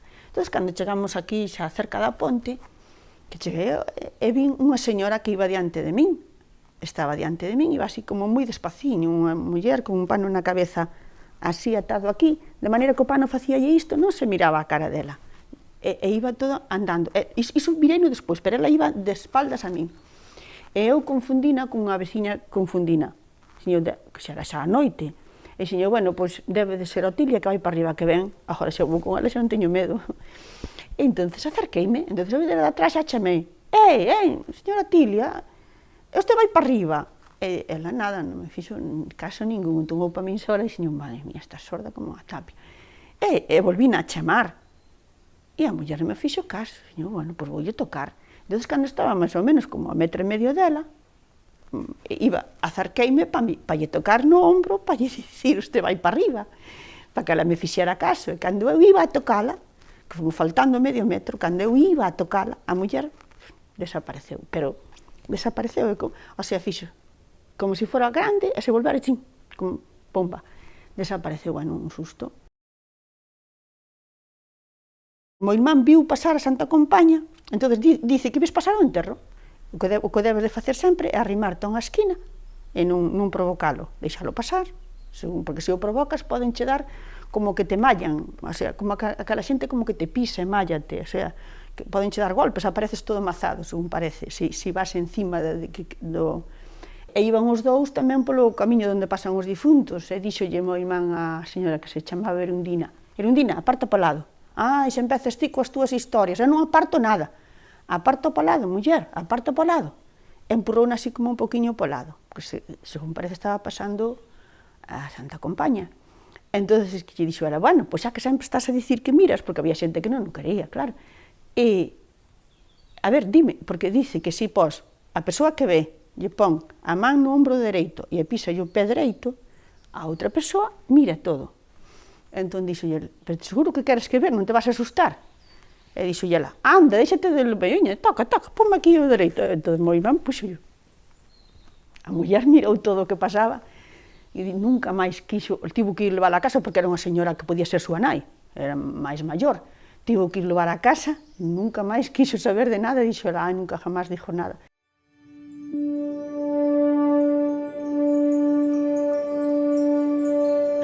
Me empatou un pouco polo feito de que me fixeron parar, porque así sin máis eu iba a buscar a miña filla á escola, que había aí ao grupo escolar, e, home, miña filla xa vai facer 30 anos, tiña 3 aniños, e iba a buscala ali á escola, e na subida que ven a carretera hacia San Cibrán, eu iba para a dereita da escola, e a miña dereita quedaba a pista que sube para o monte de San Cibrán. E conforme iba andando normal e corriente, en isto como que me paran, me teño que girar, me poño de espaldas ao muro que dá dunha casa que había ali, e por diante miña pasaban, eu mirar non mirei nada, pero percibía a xente como que cando pasa unha persona como se estuvera cos ollos cerrados e notara pasar a xente por diante miña, e máis como se levaran unha vela na man, pasaba unha, logo pasaba outra, había un espacio así de tempo, moi poquinho tempo, hasta que tuve que, xa me deixaron o que é volver a seguir, que son cousas de cuestións de segundo. Eu tiña unha tía que estaba, tía de miña nai, que estaba moi maliña, e pensei que era ela, que se iba ela, porque como me pasaban esas cousas, digo, eu era por marchas a tía, pero non, era unha señora que vivía xusto na subida do ali para... ali ao lado mesmo, onde estaba eu. Eu penso que máis ben van buscala. Eu penso máis ben que eso. Polo que me tiña, porque eu unha prima de miña nai que eu cuidei, pasáballe moito tamén iso. Sempre decía que que iban a por el, a buscalos. Miña nai tamén ten percibido esas cousas. Digamos, esa asociación ten un antecedente que é cando aparece o morto solo. Cando o morto aparece solo, por algún motivo, para avisar, para decir, bueno, veño a avisaros de tal cousa ou veño a deciros tal outra. É dicir, é unha especie de compenetración de unhas leendas, de unhas tradicións con outras. Entón, acompaña o que ven fundamentalmente, o que se manifesta fundamentalmente é para avisar. É un aviso do alén. É dicir, un aviso porque alguén cometeu unha falta, porque alguén meteuse por un límite que non debía. O alén ten moitos problemas para expresarse en este mundo. Primeiro, porque ten que ter unhas fronteiras clave que non se poden traspasar. Nin o deben traspasar os do alén cara ao noso mundo, nin os do noso mundo cara ao alén. Si se traspasan esas fronteiras, sempre hai algún problema. Sempre hai algún conflicto, algunha revolución, algún problema, algún morte, algún aviso, sempre pasa algo desto, non? Entonces, hai quen dice que a Santa Compaña ten orixen en estas manifestacións, ou ben nas hordas salvaxes que andan voando polo ceo, que de repente se depositan no suelo e van camiñando nunha procesión, eso ten moito de cristiano, xa está moi cristianizada, ou ben aparecen en un edificio de culto, nun cementerio, nunha iglesia, e salen dali para recorrer o que son os límites da parroquia e definir a parroquia como unha unidade cultural.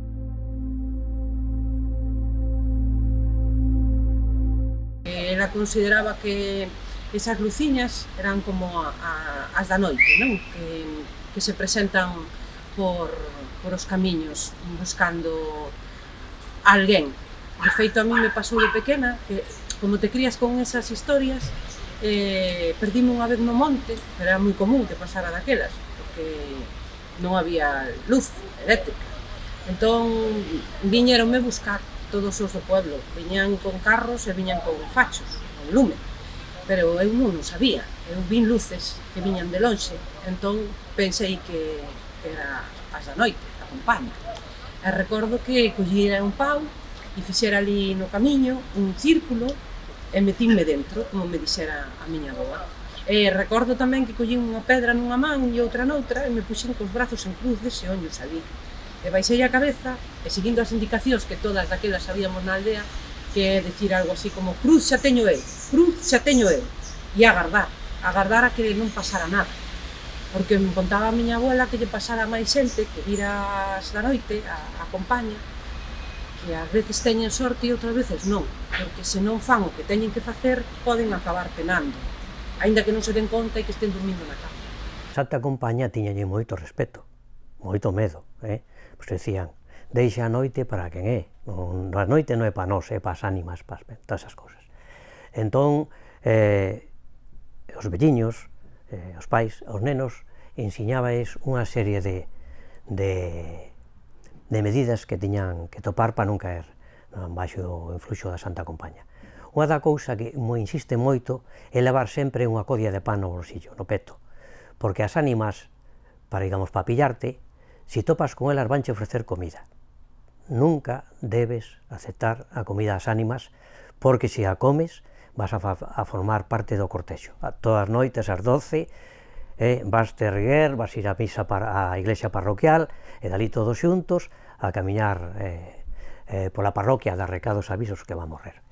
Eso, levar alimento. E despois había dos recursos. Un deles decía, por exemplo, os mariñeiros dicían sempre que se topas de noite, viña do mar, a 6 da mañán, coa cousa, e cando se atopaban polo camiño con a compaña, para que non atoparan, para que non caera, había que poñerse, ou ben, debaixo dunha cepa de viña que tuvera forma de cruz, ou inmediatamente trazar a pentalfa, o risco de Salomón, e meterte ali dentro. Aí non podían facer nada. A compaña iba un vivo que levaba a cruz, pero ademais eran mortos que levaban unha vela encendida que era un oso. Se ti te atopabas con eles e non fixeche ningún deses recursos apotropaicos, metíanxe a vela, e a partir de aí estabas condenado a ir na compaña. E o ir na compaña moito tempo languidecías, empalidecías, porque ti ibas de noite, pero polo día eras un vivo. Os teus parentes, na túa familia van vendo que ti ibas murchando, ti ibas tal hasta que morrías. O sea, tiña moito medo a isto. Pero había unha cousa, se na compaña iba un padriño teu, unha túa madriña, te protexían e non te facían nada. Fíxate como o rasgo de parentesco incluso se leva máis alá, siguen rixindo ali no outro lado. Pero na zona costeira sempre, sempre, a compaña parte de terra va dar a unha illa. Va por riba da auga, por riba da auga. E outra peculiaridade das zonas costeiras que a compaña se mira en forma dunhas luceciñas que van por riba do mar, por lo tanto, os que estaban uns habían vir. E había unha cousa, na relación que hai de uns coa lanzada, había unha cousa moi curiosa. Se partía dun sitio, se partía do campo da lanzada, iba a dar á playa de Melide, viña de visita, e, polo tanto, viña a levar a alma dun morto, iba a morrer alguén. En cambio, se partía da playa de Allos e iba a dar ao céntulo, viña simplemente a darse unha volta por aí a ver como estaba, e a xente que vía as luces esa por riba do mar estaban tranquilos que non iba a morrer ninguén. Isto das luces é unha característica das zonas mariñeiras. Son as luces de cores, antes que se ven riba da casa do que vai morrer ou no monte. Pero distinguían en pollo, isto só recollín en pollo, eran distintas si o que iba a morrer era un infante, era un meniño ou era un adulto. Cando era un meniño, as luces eran de color verde, e cando era un adulto eran color varelo. O sea, que son cousas moi curiosas. Pois falando con unha velliña que xa non estará aquí, a señora Estrella, que era a memoria viva do lugar de Teinogueira, en Samieira, en Pollo, pregunteille, señora Estrella, eso da Santa Compaña, que ven sendo? Que é a Santa Compaña?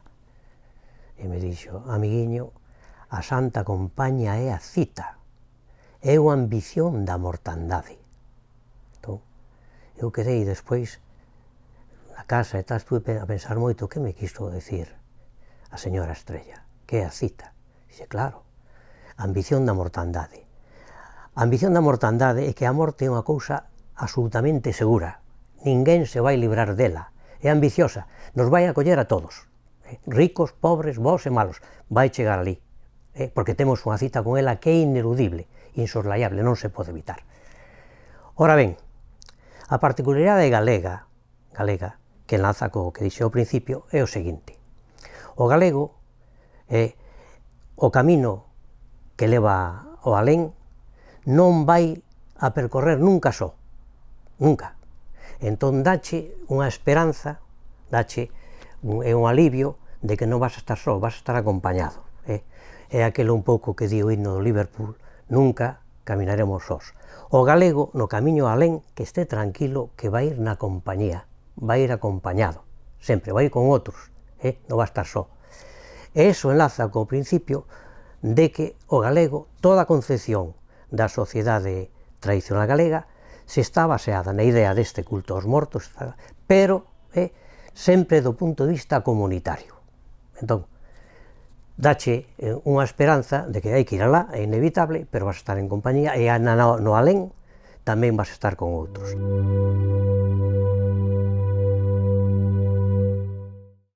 Para min, digamos que é especialmente interesante unha categoría de persoas que, digamos que era un don ou, en función de como vexamos, era, digamos que, un mal que sufrían, porque, digamos que ese contacto non se esgotaba na inmediatez do sensitivo, sino que conseguían transformalo en fala. Ese contacto, digamos que convertíano en fala, había unha mediación, unha comunicación con ese outro mundo, non? A través destas persoas que na nosa cultura lle chaman o corpo aberto, non? Entón, o corpo aberto, a definición básica sería entón aquela persoa que as almas falan nela, as almas en plural, calquera alma pode entrar dentro desa persoa e falar a través dela, non? A diferencia entre poseso e corpo aberto está en que o poseso, digamos que as palabras que saen do seu corpo, da súa boca, son insultos, son imprecación, son maldición, son palabras malas. En cambio, o corpo aberto, todo o que sai da súa boca son palabras boas, porque, digamos que comunica os desexos das almas dos mortos aos vivos, non? Tanto é así que antes, cando nunha casa había un defunto, os familiares, unha das cousas que facían era ir á tenda, ir á taberna, ver que débedas había que pagar, débedas monetarias, pero despois tamén ian a consultar que cargo de alma deixaba ese defunto, non? E acudían justamente a estes corpos abertos. Entón, importante porque a través deles vemos como ese outro mundo se volve fala e se volve comunicación, non? Temos unha maneira de contactar con ese outro mundo. Nunca tive a sorte así de mirar ninguna cousa. O meu fillo si José si miraba. Unha neniña que andaba na escuela. Era de escanda. Hoxe teria 38 anos, tiña. Era de escanda meu José. Pois caeulle un poste encima dunha viña que estaban a xogar e caeulle o poste encima da viña e matouna. Durou un pouco, pero o meu fillo 2 días antes estábamos aquí, ainda non estábamos na casa que estábamos hoxe, que estábamos na de Joaquín, naquele forruncho vello, e mandei-nos a buscar unha pouca brosa para as galiñas, a ela me sacan de dito, e foron ali adiante nos matos aquí de Navás, e a chegar cerca dele dun alcoholito, pois presentouse diante dele, como lle chaman, como se fora unha paloma con as alas blancas, unha cousa, e pumba, pousa diante dele nun alcoholito.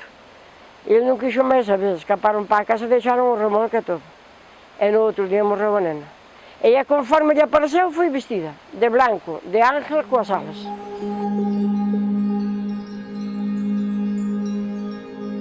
A miña tía era que conseguía ver a veces xente que a mellor estaba encamada e había lavando no río. E saludaba, e claro, chegaba a miña tía onde a miña abuela e lle dicía: non sabes a quen vin? A da Parreca. E a miña abuela dicía: e que vas a ver a da Parreca? Onde a viches? Na casa. Non, lavando no río. Dixeme: adiós, adiós. Non pode ser, nena, que está encamada, leva aí cantos anos, tu verades? Que hai que cambiar de cama, que está toda chea de feridas. Xuroche que estaba ali lavando. Pois foi a súa despedida, porque morreu despois dun día. Eu percibo dende nena, dende moi pequena. Daquela si tiña medo, era unha sensación que producía medo, escoitar pasos pola noite, eran todas as noites, sentía pasos polo pasillo, hasta a miña habitación, paraban e volvían. Despois podía percibir outras cousas como que iba a chegar algo, como cando morreu a miña bisaboa, que non sabía que iba a pasar, pero sentir unha sensación de aquí, de como de afogo, de morte, que unha nena non debe de saber nin sentir, e era a tardiña e saín a ver o sol que se ia ponendo e foi como que volvín a respirar porque si sentí moito medo e morreu a miña bisaboa pola noite. Ao final ves que co paso do tempo, si todas as semanas estás dicindo vai a pasar isto, vai a non sei que, vai a suceder ou hai esta situación e tal, pois ao final dis, bueno, pois a persona en cuestión algo tendrá de capacidade superior, habilidade, ou que queiras entender para que vexa esas cousas. Si me ten pasado, comentábamos fora de cámara antes, de que hai xente que oye que o seu rapaz ve cousas e, veña, pastillas, psicólogo, psiquiatra, non sei que, a veces pois habría que verlo con certa distancia e dicir, bueno, que é o que ve? Porque ao final, se o que ve é algo que non tuvo contacto, non tuvo nada e te está describindo certas situacións que son imposibles, entre comillas, pois ao mellor non ten ningún problema, senón sencillamente ten unha sensibilidade especial e xa está.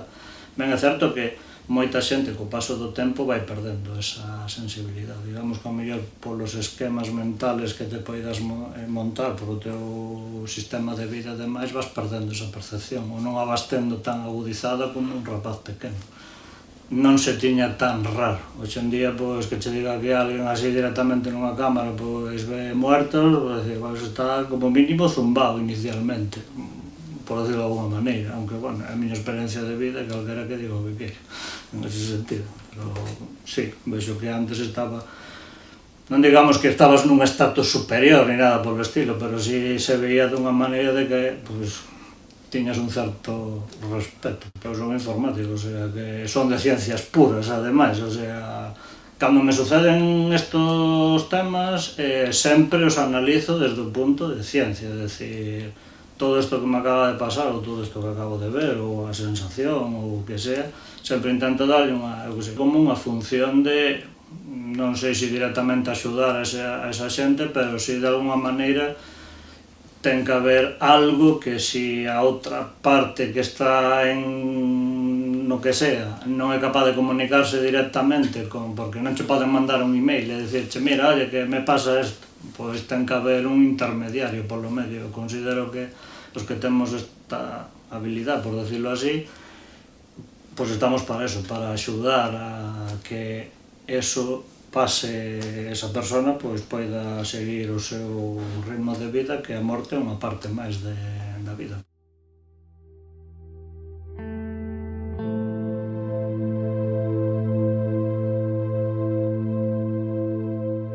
Teño visto varias veces, algunha vez non sabía quen era, e outras veces pois vinos claramente algún familiar. Pasoume ao mes de morrer un tío que eu coidei, pois vino ao lado do meu pai, na igrexa, como estou vendo unha persoa completamente... nin estaba difeminado, ni nada, o sea, como se estuvera en presencia. Outras veces, pois, xa me pasou de pequena, o que pasa que eu de pequena pensaba que era un soño, aos pés da miña cama, que miraba a miña nai, pero... eu pensaba que o soñaba, ata que fui maior e vin que me pasaban cousas que sí, que de vez en cuando pois me coincidía de ver a alguén que xa non está aquí. Tamén sentilos camiñar ou a presencia en algúns sitios, non chegar a velos pero sentilos moitas veces, de a mellor hasta ter que irme de algún sitio porque non soporto estar nese lugar. Eso teme pasado moitas veces. A verdade é que, bueno, ao principio pensas que son imaginacións, pero cando pasa tanto tempo e sigue pasando, pois, dis, pois, non sei, co resto das cousas que me ten pasado, pois, a min asústame, pero ao mesmo tempo xa me acostumo un pouco. Bueno, é algo que non se pode falar con calquera porque non todo o mundo entende. É algo, non sei, a min miña avoa pois debía ver que eu pois era un pouco como ela. Entón empezoume xa con 9 anos e 10 anos a contar cousas que a ela lle pasaban para un pouco pois poñerme sobre aviso para que eu non me asustase.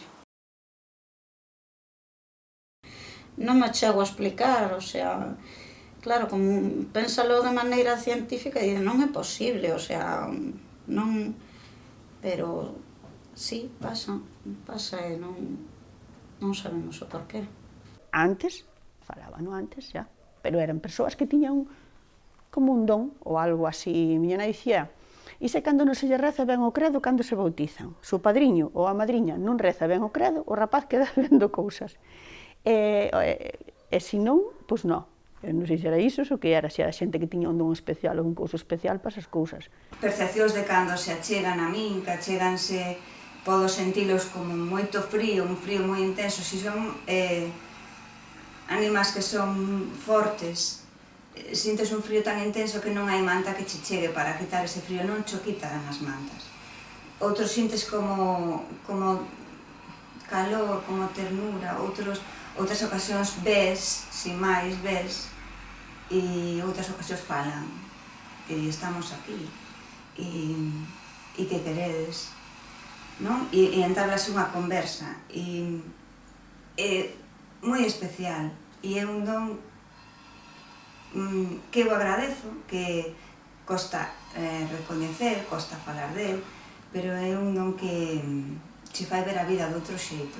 A maneira, non podo decir, como explicalo, non podo decir que ti vas a morrer ou que sea, sempre vexo unha silueta, unha luz, unha situación nun lugar, nunha casa, entón, pois, desa maneira, a corto plazo sempre podo determinar ou podo decir que pois, vai a morrer unha persona maior, un rapaz, ou che preguntan, joder, pero deberías ter medo porque eso non é facilmente integrable ou entendible pola xente, ademais. Na miña experiencia, como creo que sempre foi desde pequeno e demais, é algo máis ou menos, digamos, natural, por decirlo de alguma forma. Entonces non te asustas por ver un morto, non te asustas por ver unha situación na cual ves que vai a morrer alguén, ou ves que aí vai a haber un sufrimento porque morre unha persona demais. Si que hai algunha xente que sí que se encontra mal, sensación de encontrarse mal sí que me ten pasado, pero non podo asociarlo moitas veces a que vaya a pasar algo ali. Sí que hai xente que pasoulle e está en tratamento psicológico ou considera el maior de los peores problemas que lle poderon pasar na vida. Eu considero que non é así. Que pasa que tes que entender tamén por que che pasa eso. A veces non é só polo feito de, vale, vexo mortos, ou por que os vexo? Será por algo, será porque tendrás unha afinidade especial. Hai xente que ve mortos, hai outra xente que ve outra cosa diferente. Entón, considero que a túa labor é intentar axudar de alguma maneira que a persona morra en paz. A xente de hoxendía teñen que chegar como a nosa madurar, porque se non maduras non, moitas cousas non se entendes. Eu cando era máis nova, bueno, ia me contar películas, pero co tempo vas andando e vas reconocendo que hai moitas cousas que están aí.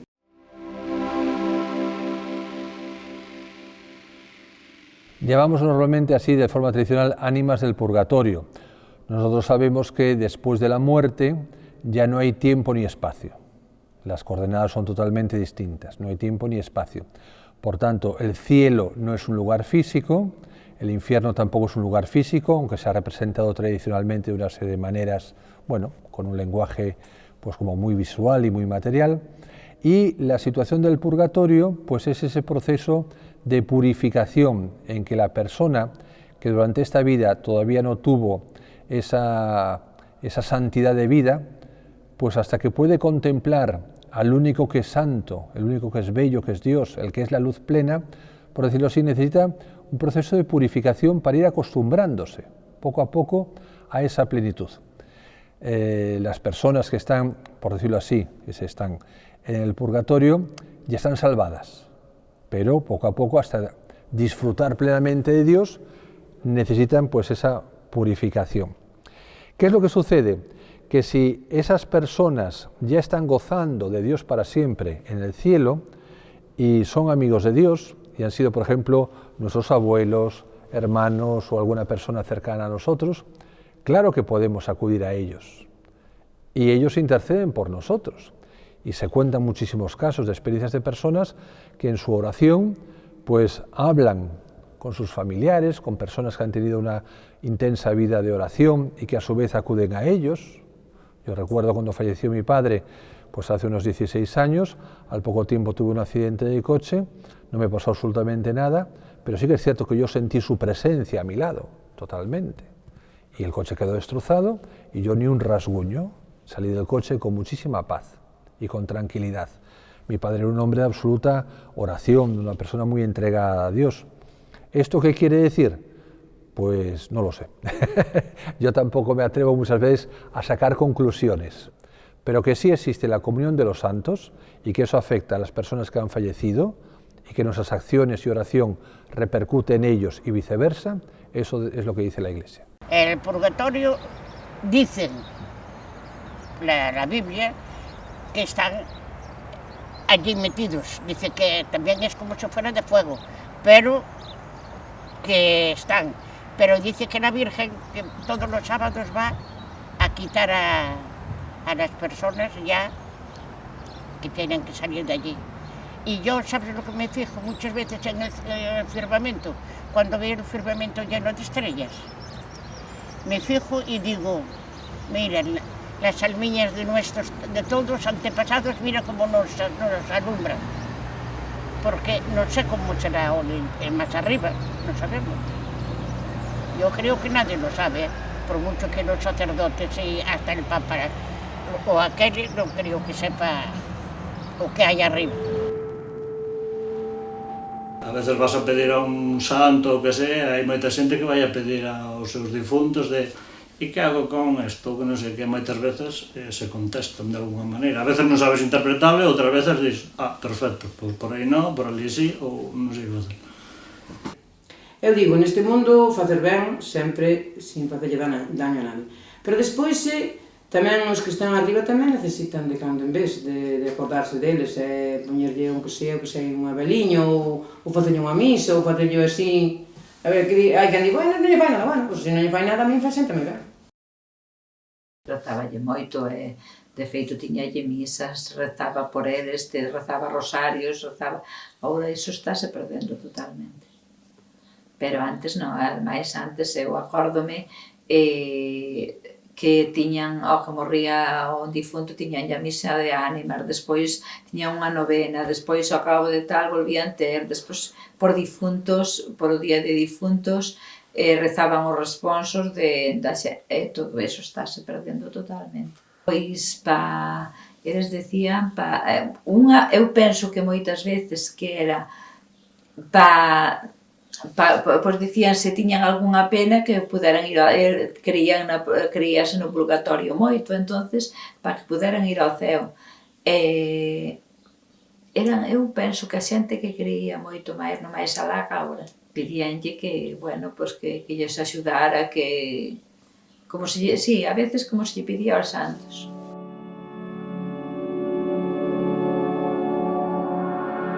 É importante non só a xestión do momento do tránsito, sino a preparación, é dicir, o tomar medidas, non?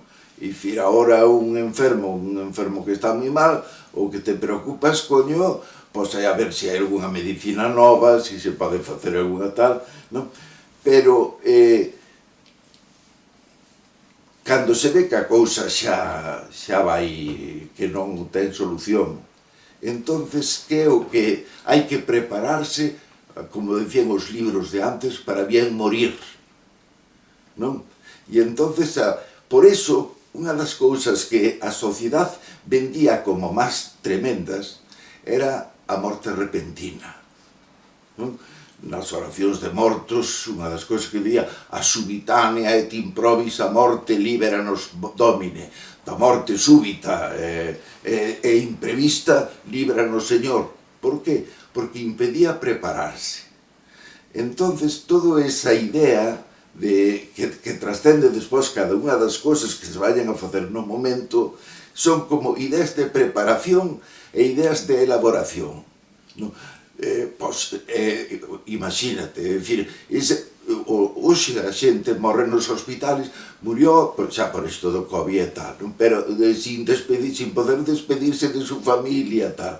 Iso no mundo tradicional estaba totalmente ritualizado. Ora morres nunha aldea, nunha clínica, como apéndice uns cuantos tubos, ese encarnizamento terapéutico do que falamos moitas veces, non? Que pasa? Nunha aldea galega, a persona, o morredor, vamos a chamar así, morría como un actor. Non olvidedes de facer non sei que, e os cartos quedan na gaveta que está non sei do... Ti era o protagonista. Cal é a morte ideal nos nosos tempos? A morte repentina. A mí si pode ser de noche, coño, sin dolor, e que non me entere. Non? E entonces todo está pensado para que non te... O ideal da sociedade, o que ven da sociedade, é que yo non me entere de nada. O problema está, mesmo que decir, os engaños que nos facemos sirven hasta un certo punto. Se os engaños non deixan solución, é dicir, non deixan espitas para salir a tensión, Esos engaños non funcionan. E no fondo, por moito que a ti che guste que fora así, non te lo crees. ¿No? Pero como después, claro, te da vergüenza no sé qué, y como va a creer yo, coño, no sé qué, que más... ¿no? Entonces, no, yo no creo nada, yo no sé qué. Eso de que as cousas para valer non basta con que nós pensemos que valen. Teñen que cumplir tamén unha función. A realidade da morte é tan natural e ao mesmo queremos facer tabú, pois claro, as persoas que non ser tan reconciliados co seu pasado, o seu futuro vai ser moi negro, porque deixará moitos follóns sin arreglar. Por eso, que pena, non? Que teñamos xente nos cementerios que deixaron follóns para sempre na casa, temas de herencias, temas de contas non saldadas, de deudas, temas incluso afectivos, é dicir, que tiña herdeiros naturales que non os puxo en clara. Miña abuela era unha señora que estaba encamada, eu todas as noites miña nai poñíalle a comida, eu retiraba os platos e poñía a máquina de oxígeno para respirar, porque tiña problemas de pulmón. E un día, pois, vou a retirar a comida, e a miña abuela me di, bueno, que sepas que hoxe é a última cena que me quitas, e, bueno, parvadas de xente maior e todas estas historias. E me dixo, mañán, isto era un martes, e os miércoles, sempre pola mañán, se iba ao pueblo, a Cambados en concreto, ao mercado, a comprarlle pescado, e demais o que la quixera. E dixo, mañá non vayades a buscar nada demais, descansade, porque vai ser un día moi largo, etcétera, etcétera. Eu retiro a comida a miña nai e tal, vou para a cociña, digo a miña nai, mira, a abuela dixo isto e tal, a miña nai foi a falar con ela, tal e igual, e dixolle exactamente o mismo, que iba a ser a última cena e que mañán descansara, que non tiña nin que ir a Cambados, nin facer nada. Ao día seguinte, miña abuela mantíñase máis ou menos ben, ás 3:30 da tarde, muere. Directamente. Ela sabía claramente, sabía como, cuándo, de que maneira, etcétera, etcétera. O sea, tiña perfectamente claro. Por eso sempre digo que a morte sempre te avisa. Se unha persona maior teñen as roupas preparadas para ese día xa. Xa che dicen, non, eu quero que me poñes esta roupa. Teñen así, salideira, que teñen que ter a roupiña aquela ali. A abuelo de Paco tiña un manto dunha virgen, era de... non sei se era Dolores ou non sei que era. E máis despois tiña unha toquilla. A toquilla non sei se foi de cando se casou ou algo así. Tiña a toquilla que xa viña, ouro en paño. E así tiñaban as cousiñas sempre aí, que eran aquela roupa. Todo preparadiño, eles todo preparadiño, todo preparadiño. E a nai de Concha, recordo, que cando a enterraron, sabes que estaban nichos, bueno, pois ela dixo, por debaixo do meu home non, que xa estuvo moitos anos. Rarísimo. E morreu un rapaciño e dicía, mira, o mandilonciño puxolle máis cortiño, pois ponse a xogar con nenos, e pisa sempre, e cae. Se des que tiñan ele. Porque, a ver, non teñen medo á morte, esa xente non lle ten medo á morte. E a miña abuela morreu e non lle tiña medo, todo o contrario, ela quería marchar. Los ancianos estaban acostumbrados a morir, pues, de hambrunas, de epidemias, había un brote de neumonía en el pueblo de aspergilosis y lo tenían asumido, y ya está. La precariedad laboral y las medidas también de higiene y de protección en el trabajo, los accidentes laborales, o sea, se caía la mina y ahí estaban acostumbrados a que se morían 100 personas y era lo normal. Afortunadamente eso culturalmente ha ido cambiando. Por eso las nuevas generaciones en Occidente llevamos peor determinados tipos de muerte, sobre todo, es decir, en personas jóvenes lo asumimos peor.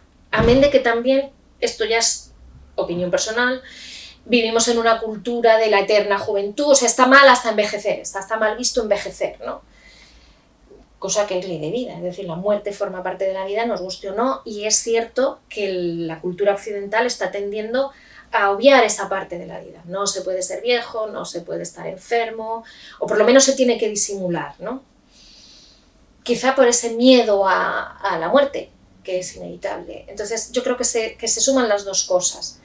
La cuestión de que con la mejora de la sanidad la mortalidad ha disminuido y por tanto tenemos unas mayores expectativas sobre nuestra longevidad, y por otro lado que sí que estamos haciendo una cultura un poco superficial de carpe diem y de que hay que ser eternamente joven, que lo cual es imposible, claro. Esa transición que se fai de ir botando a morte para fora, que chegamos a un punto que hoxe é un tema tabú tanto que a morte relegámola nos tanatorios, nos cementerios, e non queremos nin vela, porque non temos explicación para ela. Daquela, pois, empezaba a ser xa un tema, digamos, que así un pouco grotesco, digamos que tal. Pero conviviron os nosos antepasados moito tempo, moitas xeneracións, cos esqueletos colocados e paredados por dentro das iglesias.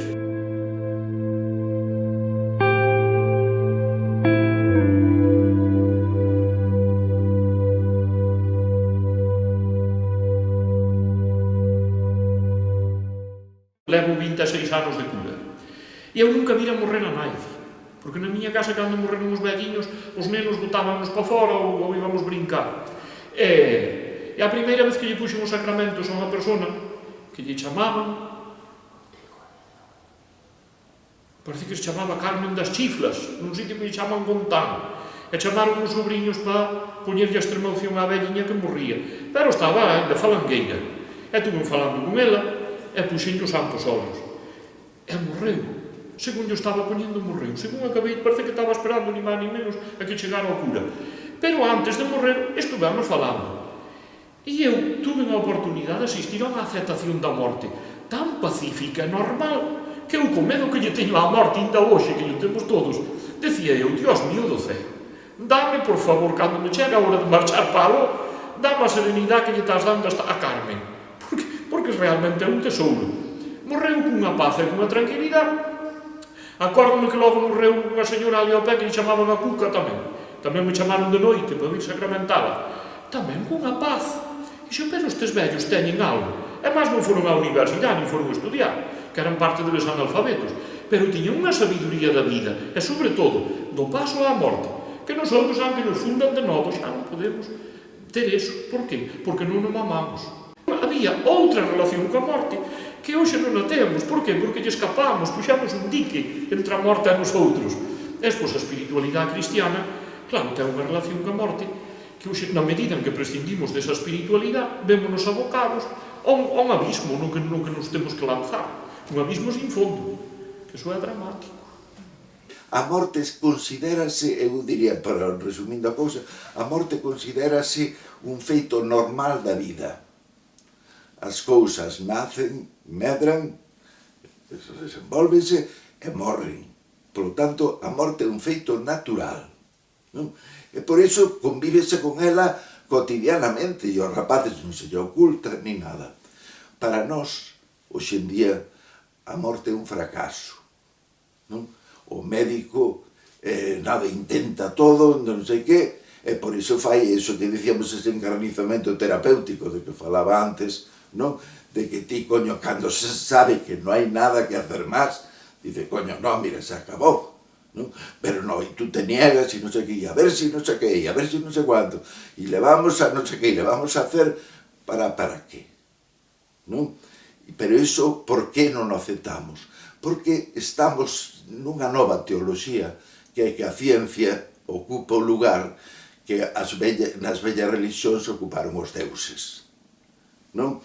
E entonces nós que temos que aspirar a que a ciencia solucione todo.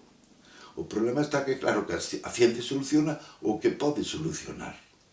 O que non pode solucionar, pois non lo soluciona.